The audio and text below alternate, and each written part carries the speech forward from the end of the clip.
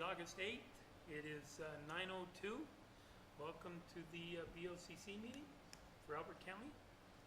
This time, could we do a roll call, please? Mr. Thayer. Here. Mr. Richardson. Here. Mr. Wilcox. Here. I don't see our pastor, so Dallas, could you possibly lead us in a prayer and pledge?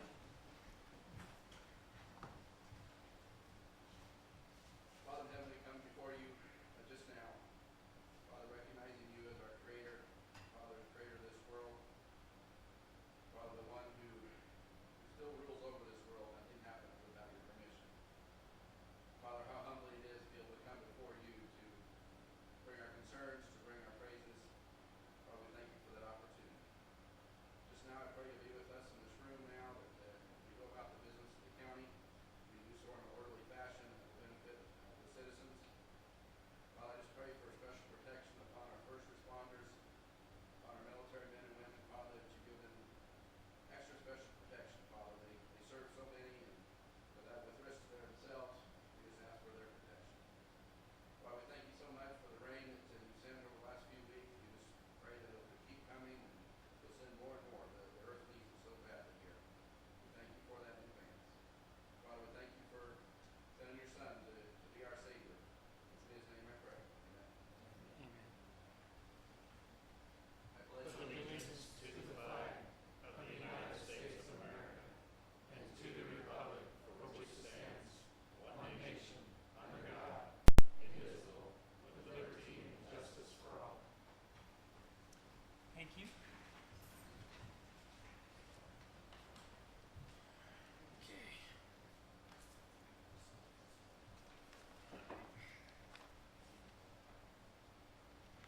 All right, do we have any changes to the agenda? Nope. No? Mr. Chair, I recommend we approve the agenda as presented. Second. And all in favor? Aye. Aye. On the consent agenda, do we, Mr. Chairman, I move that we approve the consent agenda. Second. all in favor? Aye. Aye. All right, on to elected officials, department heads, staff reports. I think we have a few.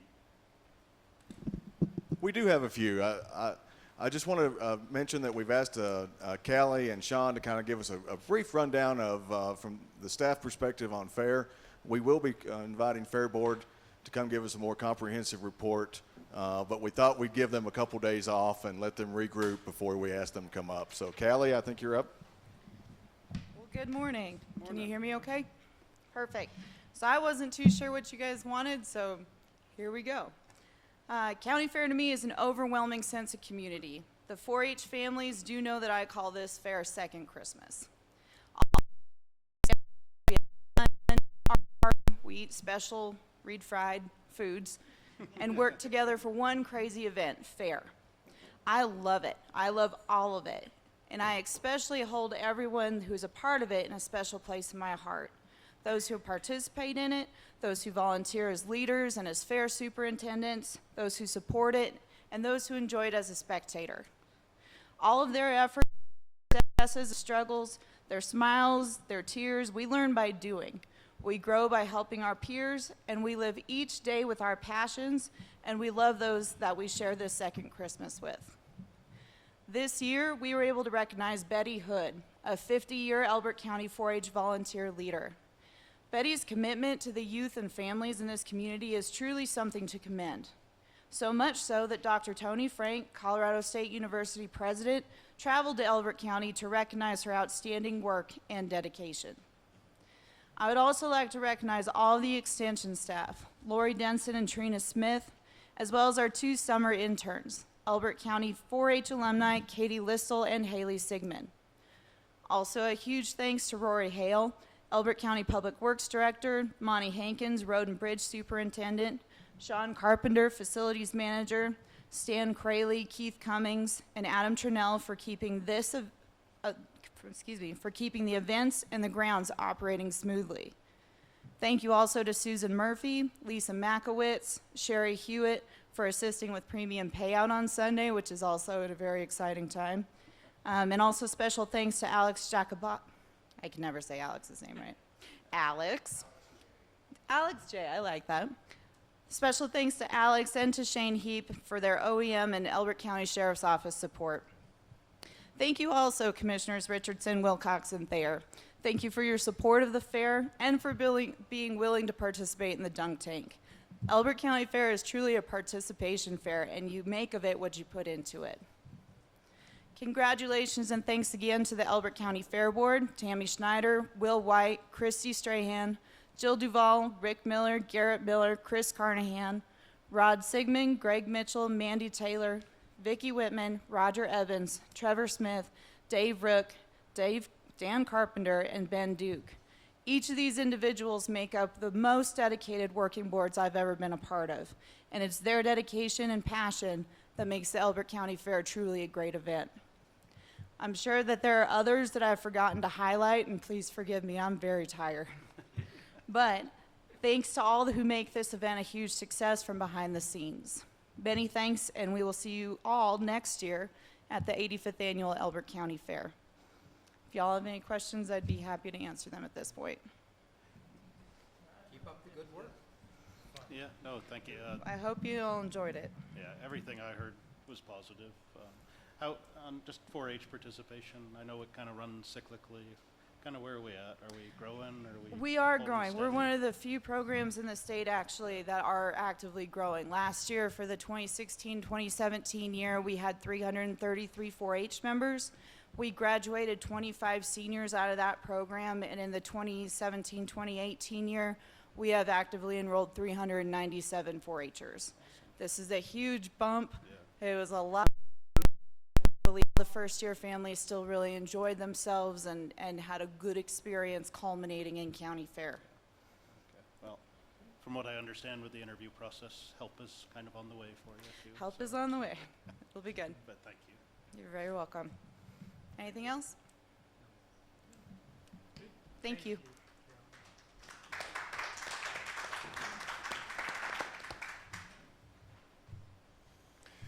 Good morning, Commissioners. Sean Carpenter, Elbert County Facility Manager.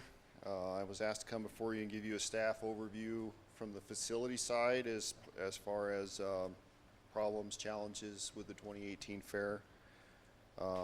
First off, I'd also like to thank the extension staff, Callie and her staff, for all their hard work and support. Their coordination with the 4-H for the setups and tear down definitely make our jobs much easier. And I'd also like to thank the facility staff for their above and beyond dedication to ensure that everyone has what they need when they need it.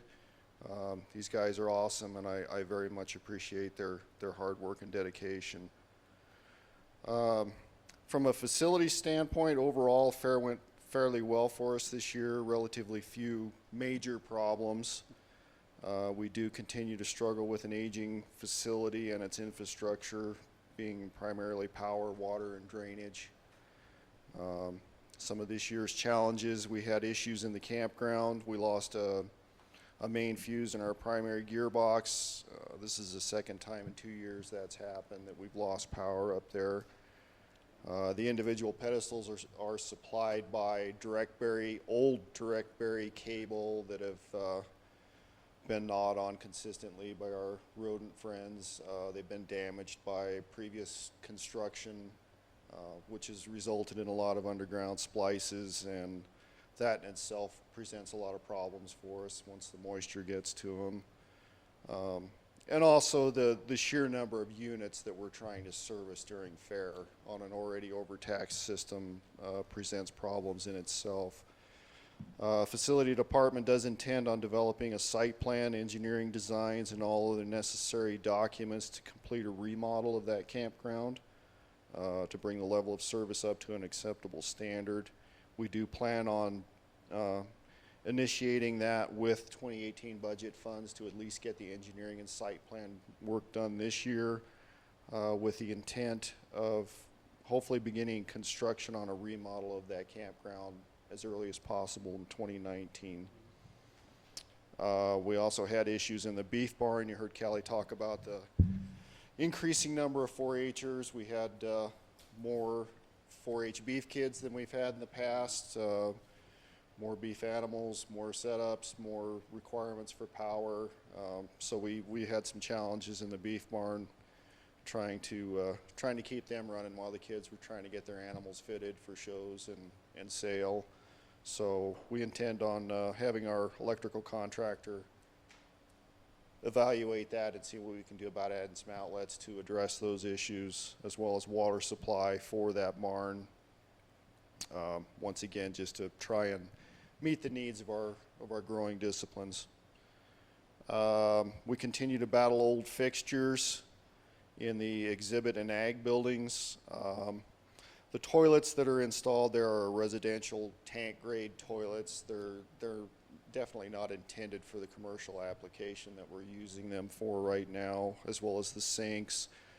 We'll be looking into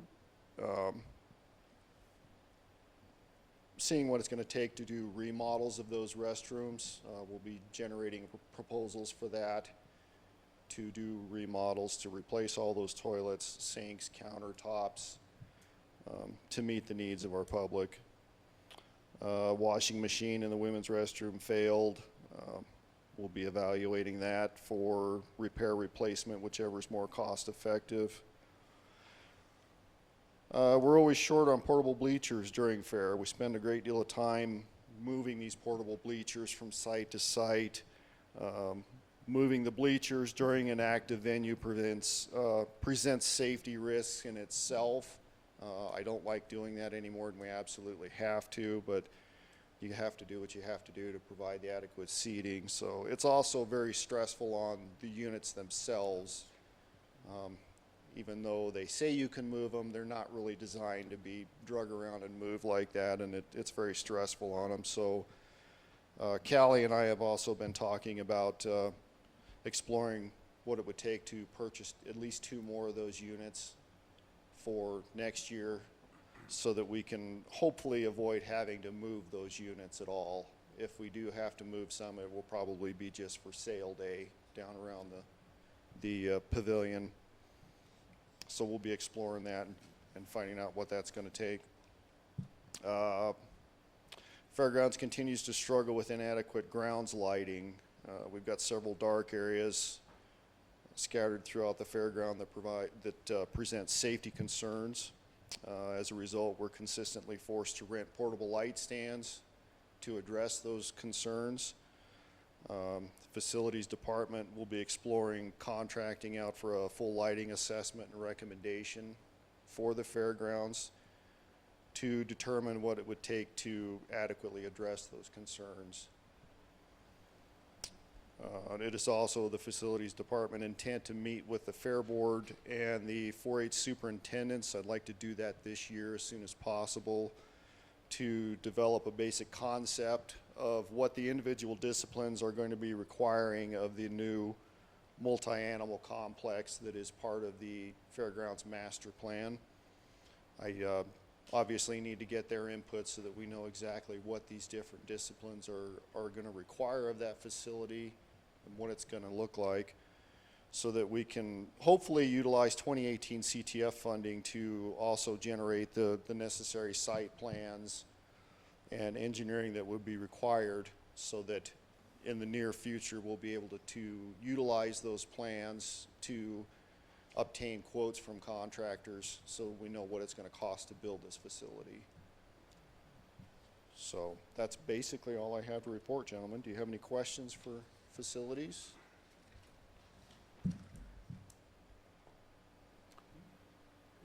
I was going to say, not a question. I mean, I know you and your team pretty much run it 100% outside of fair, and Right. fair is a week of no sleep, Right. and you know, tremendous job. But you kind of ended where I wanted to go, which was the master plan. Right. And I think not only really validating what's in there is proper, and I think, you know, getting with the superintendents and extension and the fair board.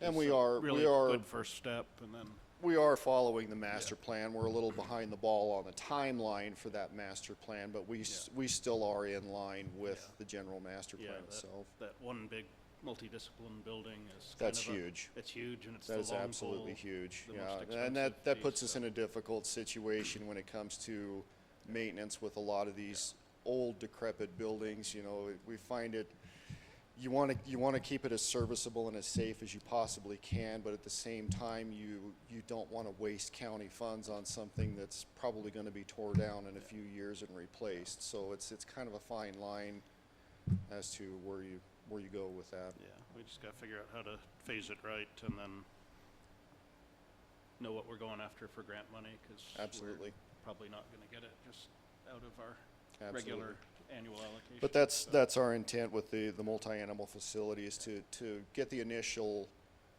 engineering and site plan work done so that we can actually generate prints for that building, and from that we'll be able to determine costs, so we know budget-wise what we need to do to make that happen. Thanks. Okay? Thank you. Thank you, gentlemen. Okay, yeah, anything? Yeah, I'd just like to make a comment, is the master plan is important, but going forward, we need to figure out how to better utilize those facilities too. And I'm hoping over the next year or so that we get a business plan of how we can use those facilities in multiple ways and perhaps make it so it's cash flow neutral in terms of the cost of the county.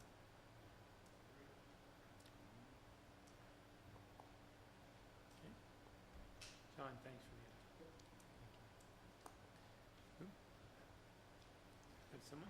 Jerry, I think you, introduce. Good morning, Commissioners. Jerry Spear, Director of Health and Human Services. I am just coming to say that I'm very pleased to introduce Rachel Larson, who is our new Public Health Administrator. She just started on Monday, so she's starting to get a feel. We'll get the computer going today, I think, and then I can just start sending her all the information to really get her up and going on the public health and environmental side of our agency. When we interviewed, when I say we, I actually had the liaisons from the State Department of Public Health and Environment assist me, and we were very excited about what Rachel is bringing to the table, her skill set, her abilities. I think we have landed on the right person to really manage that part of our agency, and so I am just thrilled to have her. And next month, I think we have an official Board of Health meeting, so that'll be her first one.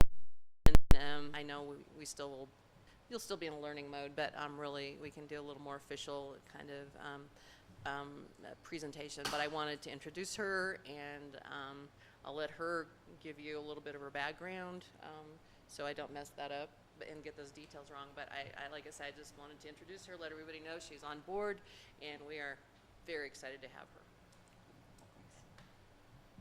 Hello, I'm Rachel Larson. I'm the new Public Health and Environment Administrator.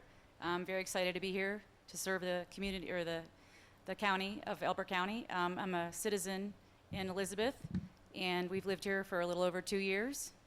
I come from a background in the clinical laboratory in healthcare. I've worked in everything from physician office laboratories all the way up to 1,000-bed facilities in 3 states. I've worked in Ohio, Arizona, and in Colorado. Most recently, I worked at UC Health. So I have a background in that area with quality assurance, quality control, training and mentoring clinical laboratory students and new staff, supervisory experience, and working with other members of the laboratory staff to be a part of the inspections. So I'm very excited to be here, and like Jerry said, we're getting my computer today, so I should be able to start working in earnest. So, thank you. Welcome aboard. Anything? Just welcome aboard. Thanks, Jerry. Thank you, guys.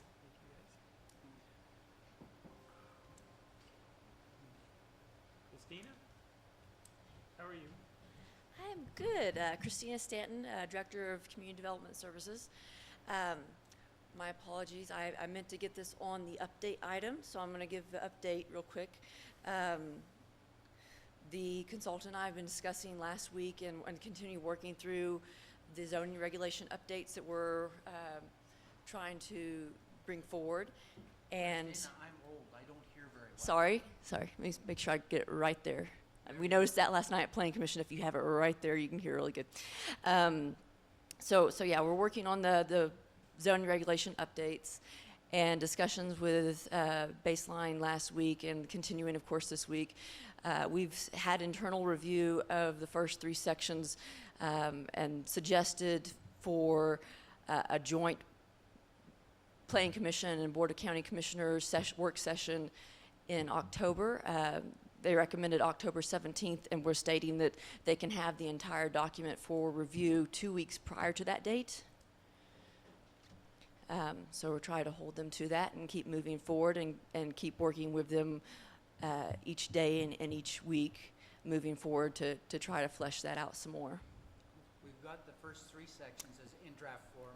Correct. How many more sections will we be getting?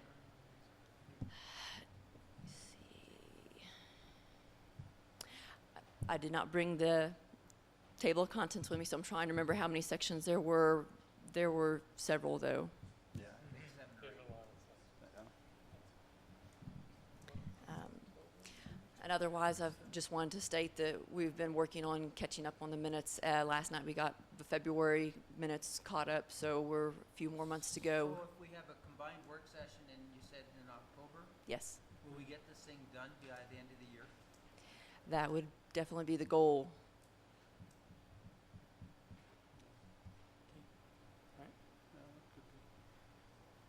Let's get her done. You there, Grant? Oh, no, appreciate it. It's good to have a Thank you. hard date to shoot for. While you're up here, the pipeline report that we get monthly. Yes. If we could, I guess, when we get it monthly, would you mind coming up during staff reports and just hit the highlights of what's changed, if new projects come on, just so there's a little more substantial public Okay. recognition of what, And what's and coming that's down the something I'm pipe. going to need to talk with our consultant on that some more, because there are some items that have happened in the last week that have not made it onto the Okay. list. okay.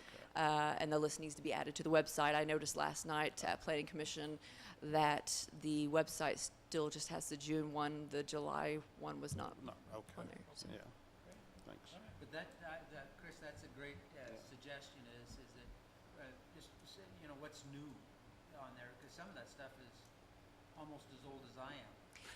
And that's one of the things I was working on this week, is trying to weed through everything that's on that list, applications that need to be followed up after pre-apps if they're still happening, and kind of get a better sense of where everything is at. We've done a little bit of juggling with schedules. Mary Slade is going to be coming up. I think we're going to have 3 cases that will be on the September 12th meeting, that being one of them. Now I'm thinking whether that was, Now, you've been here 3 weeks? this is my 4th week, so almost a month. We noticed the growth. Welcome. All right, thank you. Thanks. Thank you.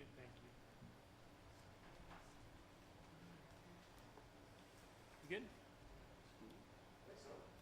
Anybody else? All right.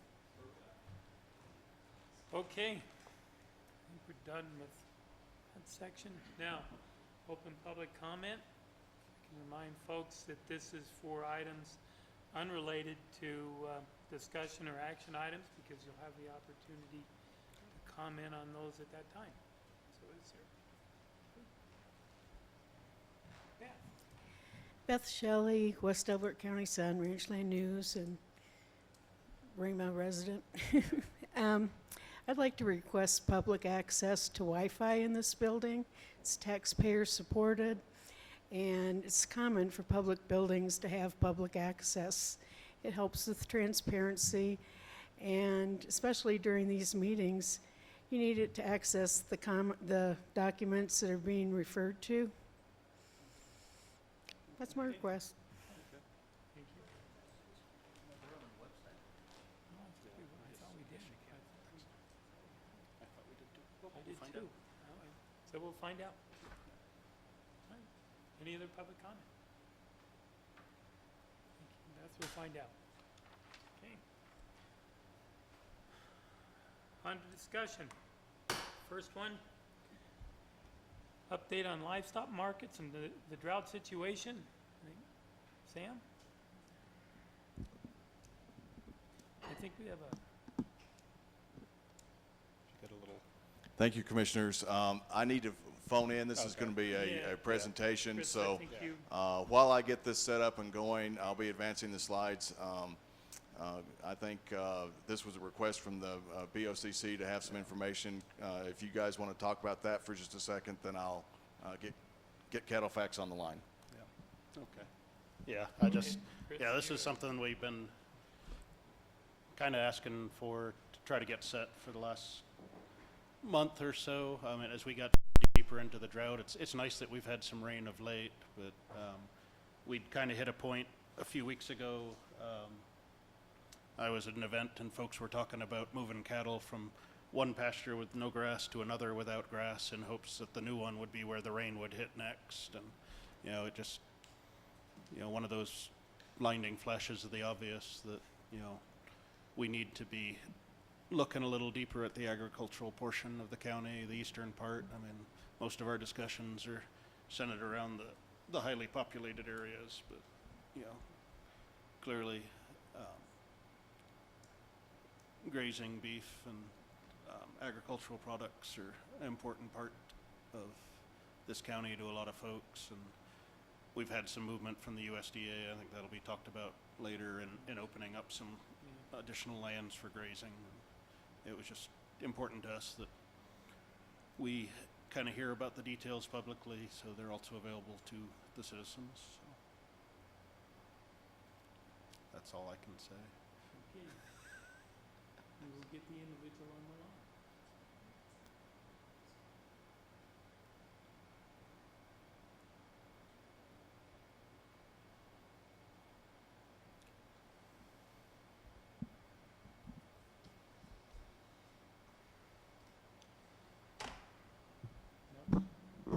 Apparently, Commissioners, that they are not answering their phone yet. So let me, If you want to do the USDA one first, or? yeah, we could do the emergency haying and livestock one while I get those guys on the line.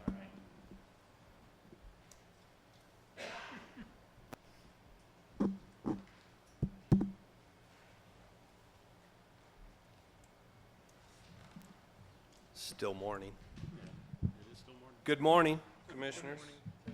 I'm going to talk to you today about the emergency authorization that was authorized by the USDA. And the intention was we tried to get somebody, a nice lady from the Farm Service Agency down in Simla, to come up and brief this, and she was unable. She had some double booked stuff. So I'm going to try to brief as best I can her information. Elbert Douglas County Farm Service Agency has worked, they're obviously closely related with the United States Department of Agriculture. And Elbert County has been declared as an emergency drought area, and that authorizes the county to be opened up for the CRP land, which stands for Conservation Reserve Program land. They open that land up to producers to hay and graze that land during the emergency drought situations. The emergency haying and grazing of CRP acres for Elbert County currently, the FSA indicates there are 3,263 acres signed up for CRP in Elbert County. Did a little bit of quick math and might be wrong, but I think it's pretty dang close. That's 1,851 square miles. So if you do the math, it works out to be about 0.03% of Elbert County is in CRP with USDA. The total acres that they expect, the FSA expects to exploit the opportunity for haying and grazing is about 80%. So of the acres in CRP, about 80% will be used for haying and grazing. 2018 livestock forage losses is another program that has been authorized. Elbert County producers are also eligible to apply for 2018 LFP benefits on native pasture. LFP provides producers that suffer losses of covered livestock compensation due to drought conditions. There's another program on emergency loans. Producers with operations in any primary or contiguous county are eligible to apply for low-interest emergency loans from the date of the declaration. Producers have 8 months to apply for emergency loan assistance. The USDA Farm Service Agency offers updates on various topics, including disaster assistance programs, and you can sign up. Any of the citizens can sign up for those on their website, the www.fsa website. So the important thing that I want to point out in this is the time frame. For the haying and grazing aspect, they have to apply. Anybody with CRP land with the USDA has to apply to open that up for haying and grazing. And that authorization only goes through about the end of August for the grazing side. So it's the time frame is very short. So we just wanted to put this out. We're going to put it out on our social media as well, and make sure that we can get everybody understands, that this is available. So most of the people with CRP are getting the updates because they're part of the FSA. They're getting the updates directly from the FSA. But we want to work with the county and help notify as best we can. So. Okay. Comments up here? Nope. Chris? Nope, I'm good, thanks. Do we have any public comment on number 2? Okay. With that, I believe we have Troy on the phone. I think we do have Troy on the phone. So just a little background, as Commissioner Richardson mentioned, there was a concern before we started getting a little rain and about the seriousness of the drought and the impact on the livestock markets and our producers in the county. With my friends at Cattlefax and asked them to give us a little market situation and outlook, and we're very happy to have them on the phone today. Some of you may know, and if you don't, Cattlefax is the premier market analysis and report for the livestock industry, especially cattle producers. They travel around the country and go to livestock association meetings and give this same type of report. It is a subscription service. If you want day-to-day information from Cattlefax, they even have an app. You can get that on current market prices, corn, soybean prices, oil commodities, the entire thing. So it's a great service, and they really invest heavily into the communities that they serve, and they're very happy to be here. And questions on Cattlefax afterwards, Troy can he's going to be here for questions and answers on the phone. Wasn't able to come in today. Troy's also very familiar with Elbert County. So Troy, I hope you heard all that good stuff I said about you. Are you on the line? I am here. Good morning, everyone.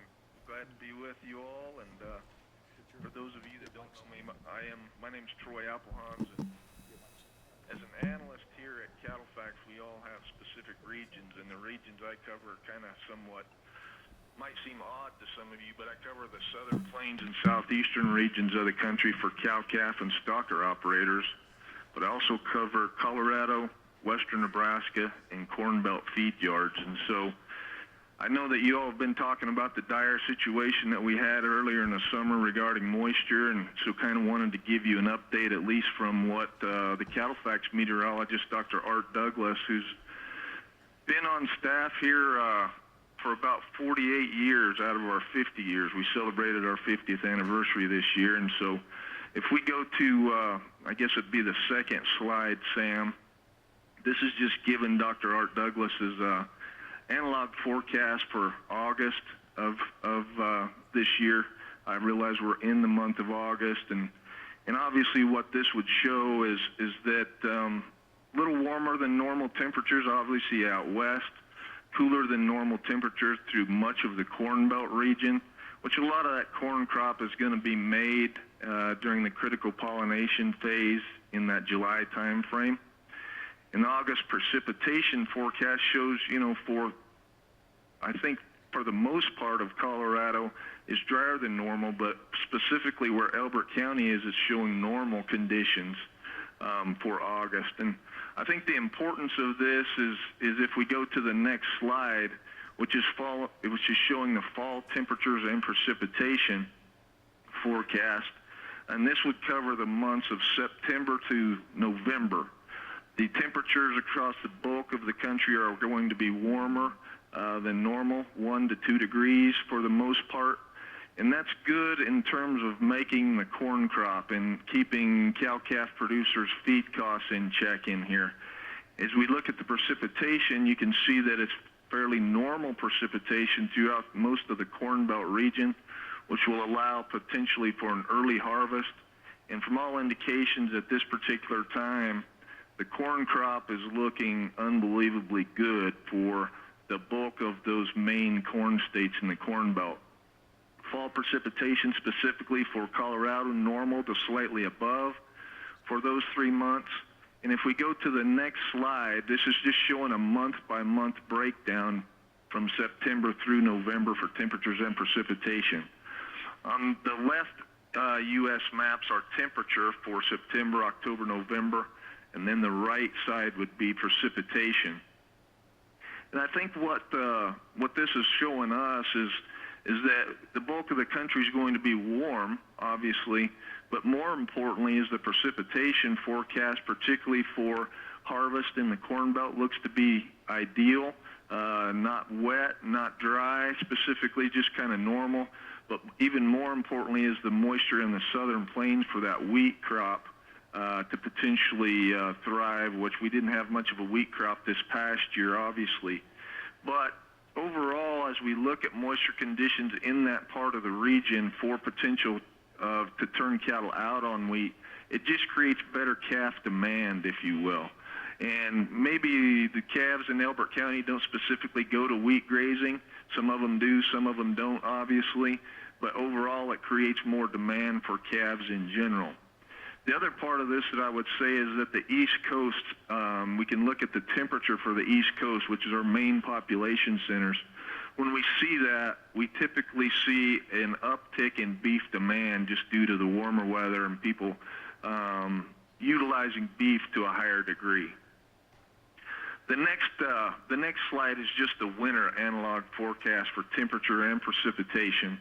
Obviously on the left for temperature and on the right for precipitation. And this would cover the December to February time frame. It looks like we're going to have a warm winter, and for the most part, just kind of average to slightly above precipitation. Obviously for the state of Colorado, it looks like it's just specifically going to be fairly normal winter, if you will, but slightly warmer than normal. The next slide, I just kind of wanted to go through this because I think this is really, really important to you all as cow-calf producers or cattle producers in general. We still feel like that we're in a cattle price cycle. And as you can see on here, the uptrend in the prices over time since the mid-70s is which this chart covers, we see that there's a very cyclical nature to prices where they ebb and flow. But there's typically a 10 to 12 year period from a high to a high or a low to a low. And overall, what we've seen is prices have gotten higher over time where we have higher highs and higher lows. The market kind of threw us a head fake, as you can see, from that 2011 to 2013 time frame. And those of you that will remember that, you will remember that that's when we drastically reduced the overall cow herd size due to drought. The drought started in the southern plains in 2011. A lot of those cows were relocated to the north and or died. And then the drought hit in the north in 12 and 13. And so the market kind of threw us a little head fake. And obviously, since cow numbers were so, we really escalated prices starting in mid-13 and obviously in 14 and 15. And since then, the prices have come down, obviously, since our cycle highs. We feel like that the end of this cycle would be out there a couple of years from now. The expansion has slowed drastically, that the cow herd is not growing near as much as it normally does. Obviously, Mother Nature plays a big part in that as to whether or not cow-calf producers can expand. The majority of cow-calf producers that I speak with are running at maximum capacity, either that Mother Nature or their resources will allow them. But the bottom line is that I think forward here we can start to expect prices to start to increase once again after we get towards the end of this cycle, but we're probably still a couple years away from that. If we go to the next slide, I think this is a really important slide. It's a little bit confusing to look at sometimes, but it shows the U.S. beef cattle price cycle. If you look on the bottom left from 2011 to 13, we can see that the harvest numbers drastically started to go down. That's when we liquidated cows. We liquidated the factory, if you will. Consequently, there were fewer calves. Obviously, there were fewer cattle in feed yards, and the price went up. But these cycles have really, really long tails, because as the cattle prices start to go down, as you'll see in 14 and 15, your cow inventory still is building. And the harvest numbers continue to go up even after your cow inventory begins to go down, because you have to kill the cows. And so your harvest numbers continue to go up, as well as your beef production overall. Again, we still feel like that we're going to go out there into 2020 before the end of this price. We still seeing prices uptick after that time frame. The next slide is just the hourglass shape of beef production sector. And we've got all the segments in here as far as the cow-calf producer, stocker, backgrounder, feedlot, packer, as well as the food service and retailers and restaurants and grocers. Obviously, the consumer's trying to buy it as cheap as they can. But obviously, all of these other segments are trying to get the biggest piece of the margin out of that animal as they can as well. And it's become a big leverage shift in here, where the beef business is all about leverage. What segment has the most leverage over one of the others? And when we get into a situation like we're currently in, where we actually have more cattle than we have packing capacity for, that gives the bulk of the leverage. There's only so much margin per animal to go around, obviously. That's not likely to change anytime soon. The packers made record profits here over the past 3 years. Although, that being said, most segments have been profitable as well.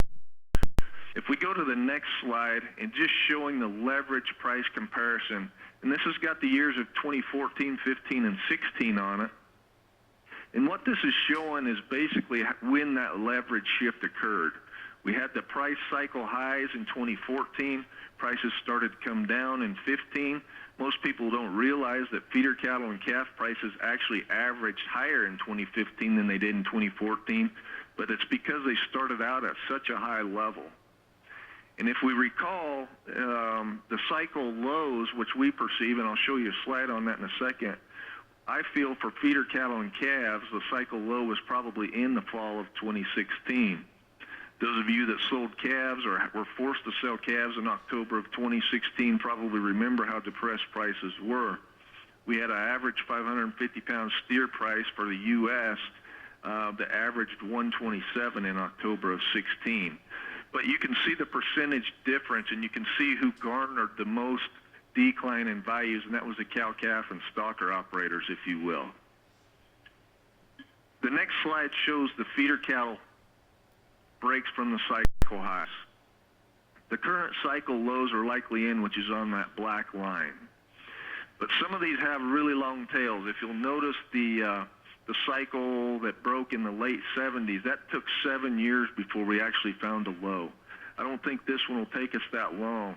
There's certainly potential for us to revisit those price lows, but I think it's going to have to happen within the next year or two. Next slide is the same thing, basically showing calf price breaks. Our cycle highs, again, were in the fall of 14.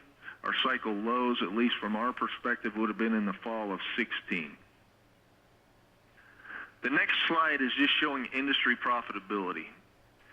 It's about the flip of a coin whether all four of these segments, cow, calf, stocker, feedlot, and packer, are all profitable within the same given year.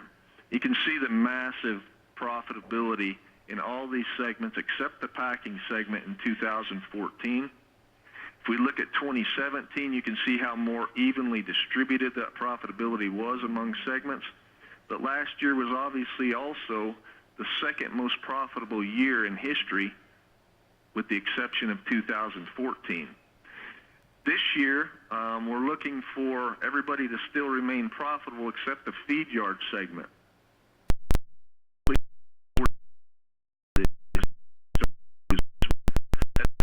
For cow-calf producers, when cattle feeders are losing money, that they will tend to take that price out on their purchase of calves and feeder cattle. I know I'm going through this pretty quickly, but I probably have too many slides for you all beginning anyway. So if we go to the next slide, just looking at the beef cow inventory, I just wanted to show kind of the cycle of this. And again, we feel like that we're starting to mitigate the expansion in the beef cow sector. In other words, next year on January 1, when the USDA cattle inventory report comes out, we're fully expecting probably another 250,000 cows. And we look at heifers as a percent of feed yard placements, heifers as a percent of the fed kill, and we also look at, obviously, the beef cow slaughter levels to try to estimate these numbers.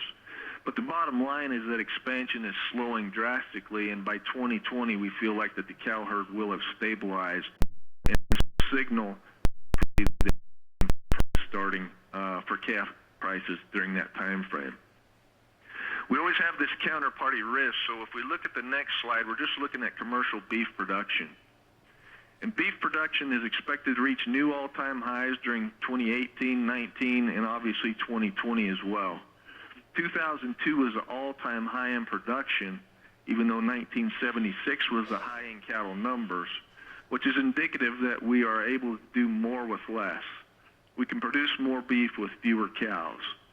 And what it tells me is that on the next slide, we always have this counterparty risk because we are in a market that we are competing with our other protein segments. And the poultry and pork sectors are expanding as well.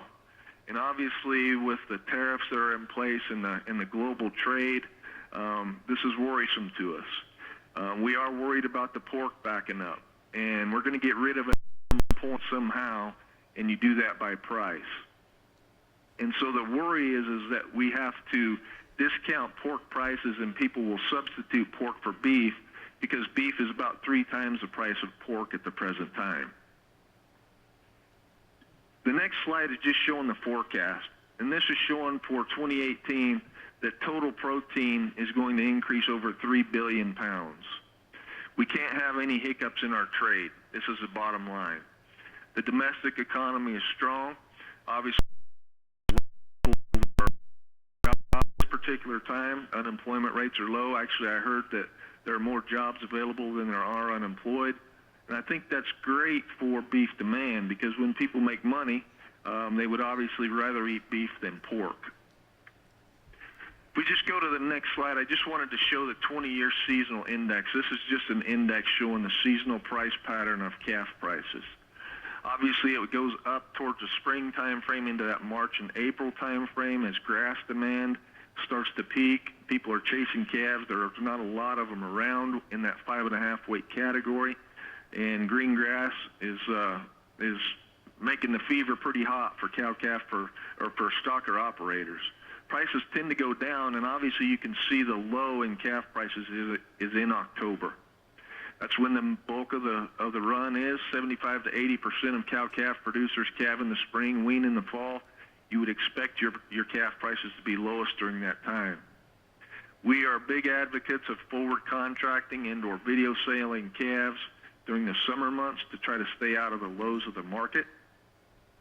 And I think that's probably indicative of what's going to happen to calf prices this year as well. These seasonals work about 80% of the time. 8 out of 10 years, this is what you're going to see. And last year was the exception, one of the exceptions. Calf prices never really weakened from the summer months all the way through the fall. 550-pound steers on a U.S. average about 165 all the way from June all the way through the end of the year. The next slide is just the seasonal on feeder cattle prices. It can be a 7.5 weight, 8.5 weight. It doesn't really matter. It looks the same. But if you've got cattle coming off grass that you've ran all summer, you can afford to be less aggressive managing risk, and there really aren't significant price differences whether you forward contract those cattle during June, July, August, or sell them in the spot market when a lot of cattle are coming off grass here in this part of the world during that September time frame. You're typically towards your seasonal highs. The next slide is just my thank you slide, and I wanted to thank you all for letting me be with you. I know I went through that pretty quick. Sam told me that we had some limited time, but I'd certainly entertain any questions that you all may have.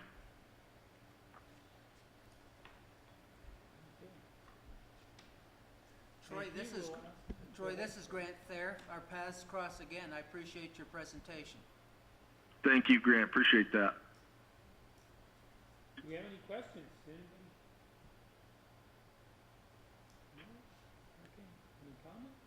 Troy, thank you. Troy, Thank you for the this is presentation. Sam. I'll ask you one question, and you touched on it. Are you, and it's the international trade.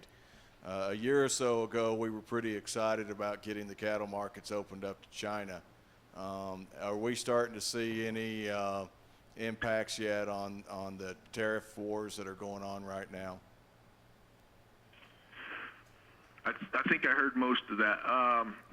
Regarding trade with China on the beef sector, that is a really, really slow process. And obviously they use their political clout to manipulate markets. And we're shipping about 1 million to 1.5 million pounds of beef to them a month presently. That is not much beef. We look at that Asian market as a whole. For the most part, obviously Japan, South Korea are huge markets for U.S. beef, and obviously through the back door of the black market, a tremendous amount of beef goes through Hong Kong as well. I don't think China wants to admit that, obviously, but we know it occurs because we've looked at per capita consumption of beef in Hong Kong, and it's about 339 pounds per person. Nobody eats that much. I would say that the bottom line is that the China beef trade is going to remain slow. They're using the pork sector right now as a huge tariff and placing huge tariffs on pork imports into China. It's kind of a crutch because their hog market fell apart and they've had massive liquidation of hogs in China, which has inundated their market supply. So the timing couldn't have been more perfect for them to place large tariffs on U.S. pork. Something's going to have to drastically change because essentially what we can ship China now in terms of beef is a natural beef product. And until we get paid for it, we're not going to do it. When they want to compensate us for what it costs, and by our estimation it costs about $300 per head to make a natural beef product without the use of implants and ionophores and those types of things, until they want to pay for that, we're not going to ship them much product. I answered the question. Yes, sir, Troy, you did. I will ask you one more question a little more closer to home. And you touched a little bit on this, I think, in your slides on temperature and precipitation. Hay production right now for winter feeding, what's that going to look like in the local area? You got any comments on that? I don't know locally. I do know kind of U.S. is that hay production estimate is down about 3%, and I don't have an overall. I'd have to do some digging to find an overall tonnage rate for that. But the bottom line, and I think this is what's important, is I think that all cow-calf producers nationwide have to plan on increased feed costs going into this winter and all the way into next spring. Obviously, Mother Nature's going to dictate what happens by the time we get to spring and hay production and obviously the corn crop. We're looking at corn prices, and this is indicative because the correlation between hay prices and corn prices are very tight. It's over 90% correlation. Is that corn is going to escalate in value. Our prediction is for a range of $3.50 to $4.25. Fully anticipate corn to probably December corn to go to that 410 area at some point. I don't anticipate it that it's going to stay there very long, but at the same time it's going to increase overall feed costs. Hay production, as we know, will probably be down, but also usage will be up, and that's one of the reasons why corn values will go up as well, is because even though we're expecting a tremendous crop with near a record yield, we're projecting a 180 to 181 U.S. average for yield. The corn crop's going to be big, but so are our export costs. As we all know, those are your biggest costs for a cow-calf production entity. All right, thank you, Troy. I think we're going to cut you loose. Fantastic presentation. Thanks so much. Thank you all very much for having me. Any comment up here? No,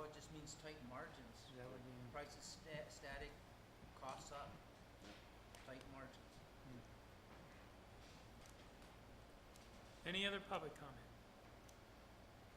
Okay. Next item. It's an update on our marijuana moratorium. So, Bart, please. So, Bart Greer, County Attorney.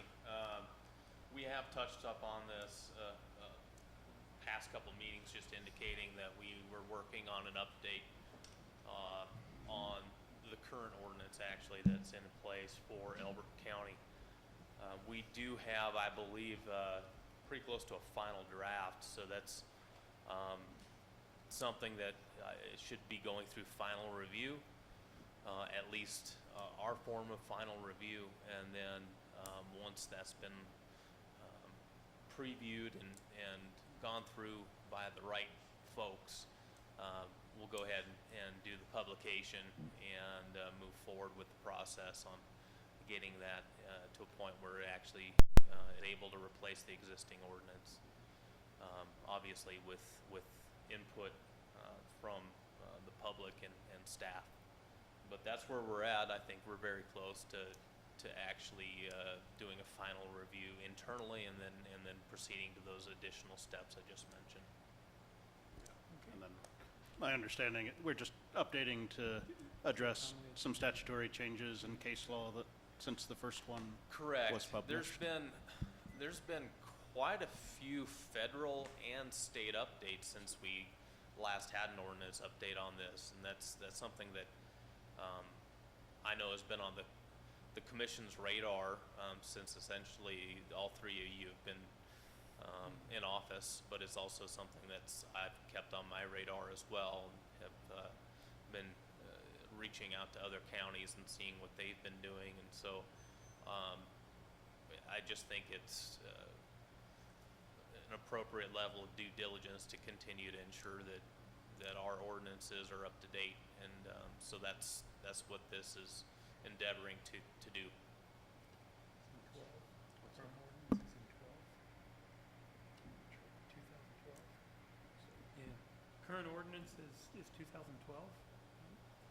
That's, I believe that is correct. Okay. So, like I said, there's been a lot of federal and state, at least discussions, but some updates as well that I think need to be incorporated, and we've tried to do that.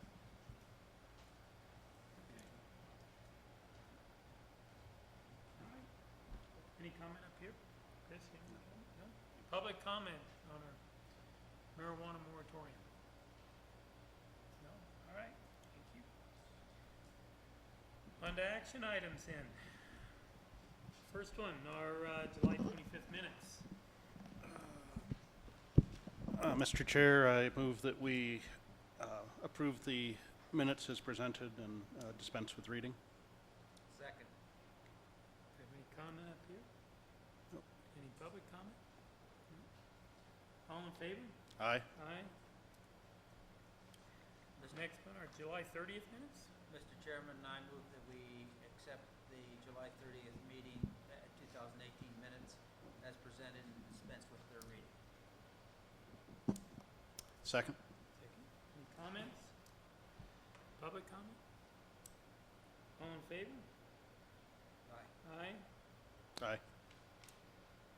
On to our draft fee schedule policy. Commissioner Sam Albrecht, County Manager. Since this crosses departments, I'm taking this one. This has been on the agenda before as discussion. We are pulling together a comprehensive guidance policy on when we determine and how we determine fees for development. These could be impact fees, application fees, inspection fees. So this, in the past, we haven't had an overall guidance document on that, and sometimes the departments worked independently. This pulls everything together. The document was the policy was drafted and sent out for review. The first revision had some pretty good comments that were incorporated. It was sent out again to all the department heads, and it's very similar to the draft copy that was on the schedule a couple weeks ago. Just some minor grammatical changes, and the policy number was included and those type of things.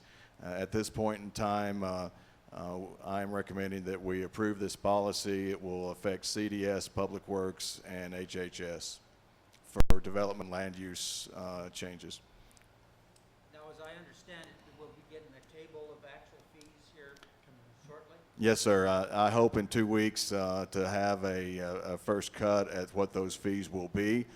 It'll probably be three separate documents. That'll just make it easier to work with. One will be CDS fees. One will be Public Works, which will cover road and bridge and buildings. And then the other one will be HHS, septic and wastewater inspection fees. What you're thinking on special projects? Special projects, as mentioned in the policy, some of those big projects that come in, we are thinking that we still have the flexibility in this policy to negotiate those on a case-by-case basis. I think that's important as we look at these multi-million-dollar projects like the wind farm, the solar farm, and some of those things that come in.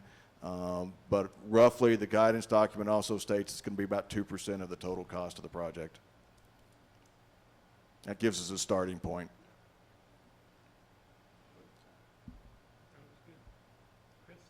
No, I think it was just, again, we've always had the authority to do this. We've had lots of tables of fees floating around, but I think just having one policy document that describes how we should arrive at those fees is important.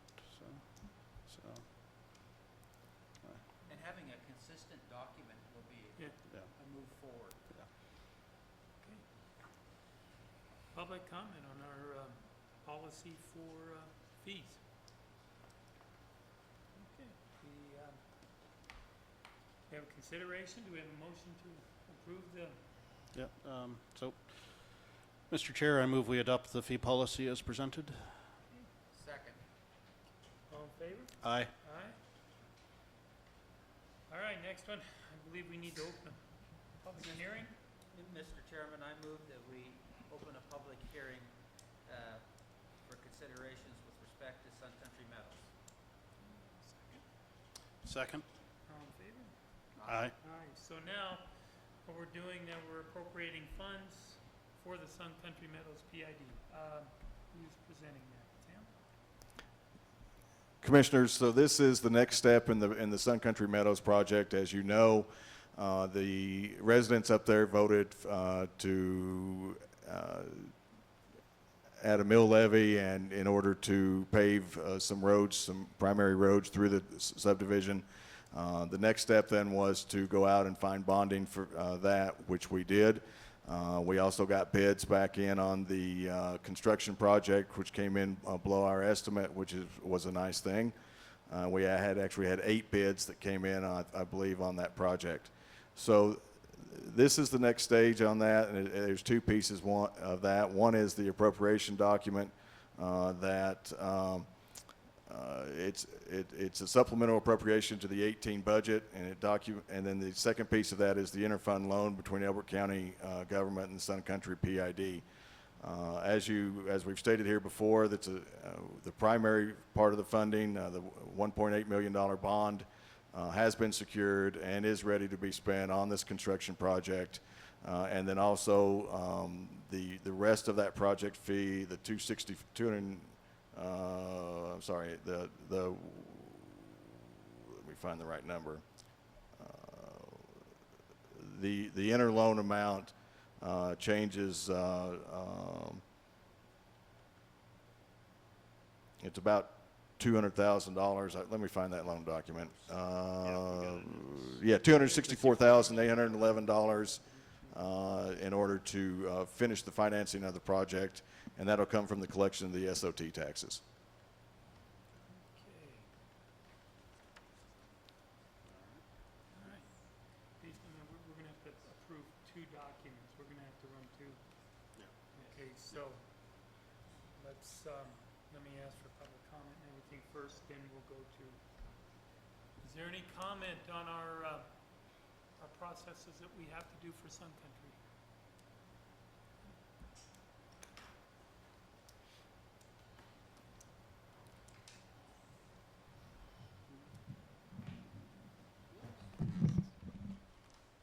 Don't start the clock yet. Susan Schick, 4122 Down West Ride, Elizabeth. I am providing written comment on this topic today, the Sun Country PID bond agreement and the county loan, and request that my comments be added to the county's official written minutes for today's meeting. This is the second time I have requested clarification on this topic. A month ago, during the July 11th BoCC meeting where the 2017 audit was presented, I questioned the board about two statements in the audit regarding long-term debt associated with the Sun Country PID. The commissioners would not address my questions in the meeting, and comments to me after the meeting were inadequate and vague, citing only, quote, higher bond interest rates and higher paving costs than expected. Statements in notes 5 and 14 of the audit report show that the PID bond debt was reduced from $2.8 million to $1.8 million, and that the county would loan the PID $900,000 to complete the improvements. County Resolution 17-25, dated August 30th, 2017, is where the county first documented and certified those original higher debt amounts in ballot language for the Sun Country voters during the November 2017 election. The ballot language specifies that district taxes shall be increased by $189,000 and change annually via a mill levy increase to 16.85 mills to pay the principal and premium on the $2.8 million bond debt, with a total repayment cost of $3.185 million.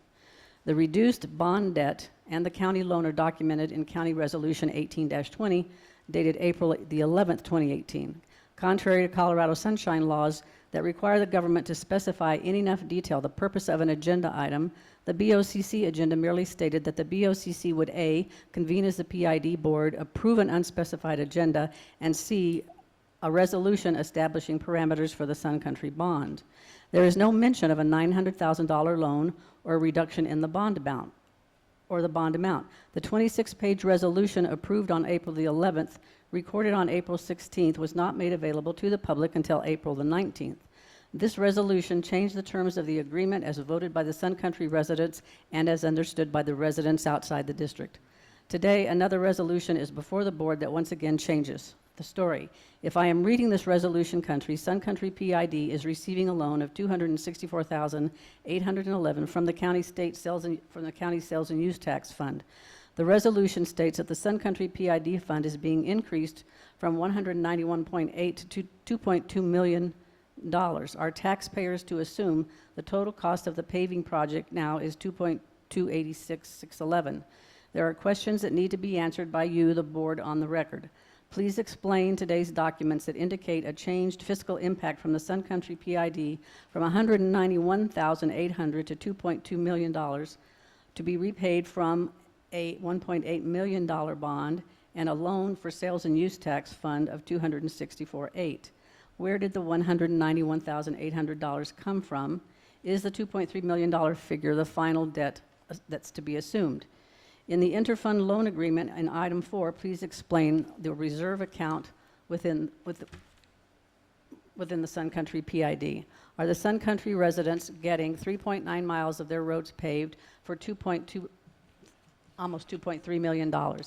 If so, why is the county loaning them any money when they originally voted to accept a higher debt of $3.1 million? What is the total cost from the contractor whose bid was accepted for the Sun Country PID? Why have you not rescinded Resolution 18-20 that speaks of your intention to loan $900,000 to Sun Country PID?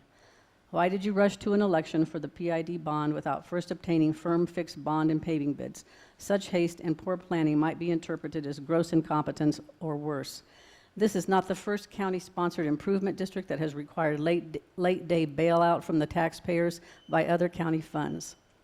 I am requesting that you rescind Resolution 18-20, and I request that you pass an ordinance that prohibits the use of county funds to subsidize any improvement district debt without first getting an approval from the general public.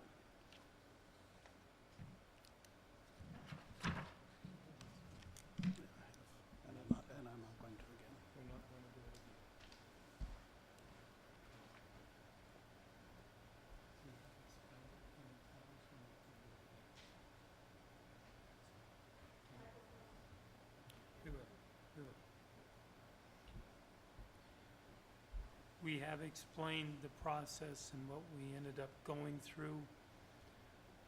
Can everyone hear?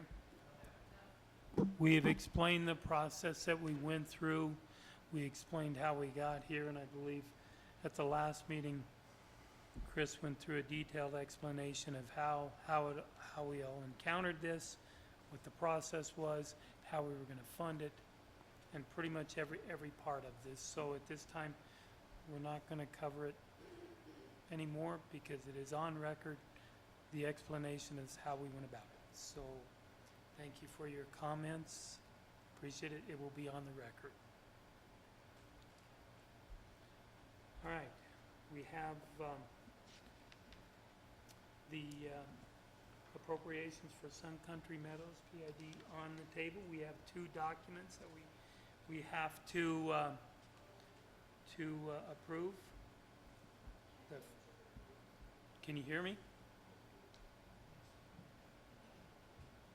Is this better? I'll talk louder. Okay. Do we want to start with the first one, our interfund loan agreement? Sure. Yeah, Mr. Chair, I move that we approve the interfund loan agreement as presented for the purpose of providing $264,811 from the Sales and Use Fund to be paid back over time from the collection of SOT taxes as outlined in the document.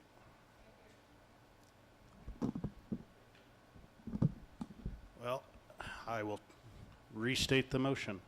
Mr. Chair, I move that we approve the interfund loan agreement as presented. That requires the loaning of $264,811 to the Sun Country PID from the Sales and Use Fund, and the payments will be returned at a minimum of $30,000 a year from the SOT taxes, as outlined in the agreement. Okay. We have a second. Okay, at this time, we've already had public comment.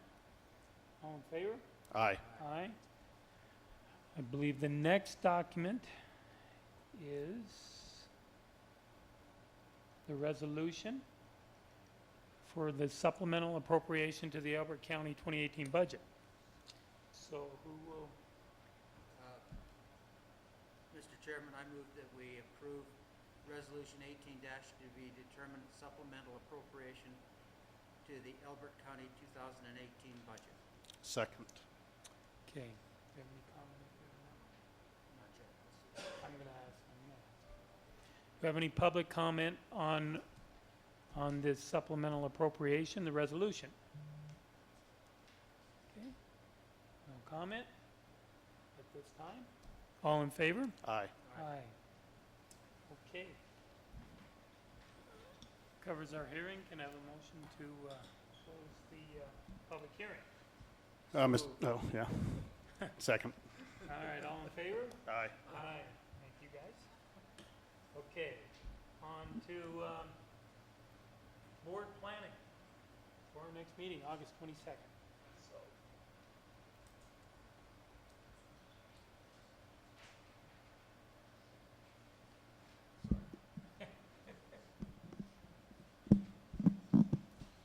Okay, Commissioners, what we have so far for the August 22nd meeting and discussion, consideration of library board ratifications, consideration of fee schedules, status of employee evaluations, strategic plan update, a GIS update, Pedal to the Plains, today's minutes, as mentioned earlier, a September Board of Health meeting yet to be determined as a date, and Christina talked about 3 cases at land use on the September 12th meeting, which of course will not be, the next one will be 2 down the road.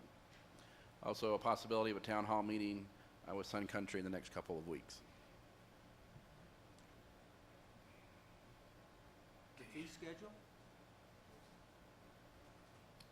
Yes, consideration of the fee schedules. Did I go too fast? Yeah.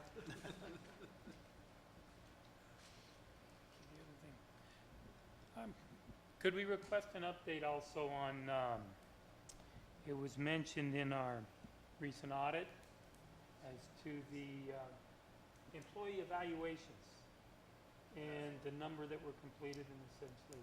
And I know that's been an issue, essentially we heard that. I heard that when I arrived, so I know it's been on everyone's radar as to the process and completion, so if we could get an update on that. It's listed, status of employee evaluations. Is it listed? Did you mention it? I did. I missed it. Sorry. It's right on their fee schedule. Okay. Okay. Alrighty. Jerry had mentioned we had a Board of Health meeting next month. I'm not sure if that's first or second meeting, I don't recall, but if, okay.